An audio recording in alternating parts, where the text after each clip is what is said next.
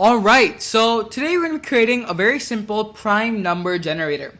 And in this prime number generator, all we want is the first 10 prime numbers. So I know that the 10th prime number is 29. So I'm going to generate numbers from 2 to 30. Alright, so for I in range 2 to 30, my bad, 2 to 30, or 30, yes, 30. What do I want to do? Well, let's think about actually how this prime number generator is going to work. So we have our numbers, okay? The number that we want to check if it is prime is going to be stored in our I variable. Now we want to create another variable, all right? And we want to keep on checking. So let me go ahead and show you via Paintbrush, okay? Paintbrush is a fantastic tool. I'm going to go ahead and open it up and let me show you guys how this is going to work. So explaining is a bit tough for me, especially how this is going to work, but one sec. My bad. So okay. All right. So let's take 5 numbers for example. I'm going to take 10, 11, 12, 13, and 14. How is this going to work? So these 5 numbers are stored in our I variable, okay? Once our for loop runs, these 5 numbers will eventually come. Now, the way this prime number generator is going to work is, we're going to take another variable. We're going to call it j, okay? J's value is going to start from 2. And it's going to go all the way up till this number, or less than this number. So J's condition is going to be, J has to be less than 10 or less than I. This is the condition we're creating over here. J has to be less than I. Alright? Now, once this condition is true, we want to check if I percent J is equal to 0. What does this mean? If I percent J is equal to 0, we know that this number is not a prime number, okay? If I percent 0 or I percent j is not equal to 0, then we increase j by 1, okay? This whole loop keeps on repeating until j becomes equal to I. And when that happens, we know that I is a prime number.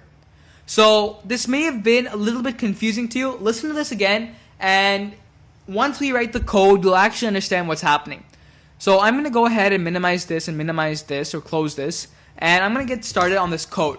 So we have for I in range 2, 30. So I'm going to initialize my j variable over here. J is now going to be equal to 2.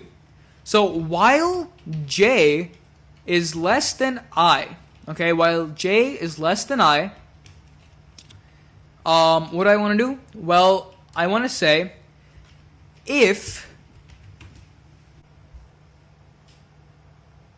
I percent j is equal to 0, alright? If I percent j is equal to 0, so what I want to do is, before I actually even add the function over here, if I percent j is equal to 0, I want to create a variable called counter and set that equal to 0. So if I percent j is equal to 0, this means that if the I number is divisible at all, okay, then I want to set counter equal to 1. Else, I want to increase j by 1. So j should be equal to j plus 1. So this cycle will keep on going until j is no longer greater than I, or j is no longer less than I. And then what we can do is say, if counter is equal to 1, right? If counter is equal to 1, then print I plus is a prime number, okay? And then we want to set counter equal to 0, alright? So I think this should work, and don't worry, I'll explain the code. But let's go ahead and run this. Let me take a look here. Looks like it wants an else statement.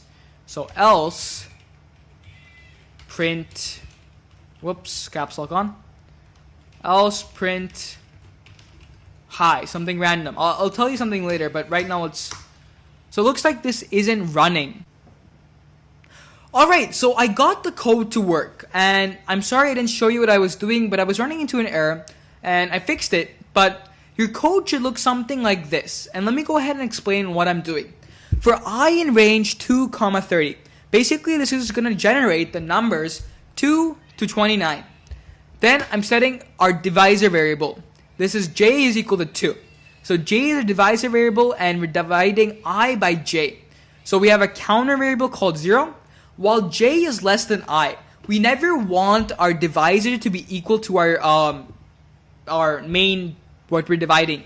So just like with prime numbers, a prime number is a number which is divisible by itself and 1.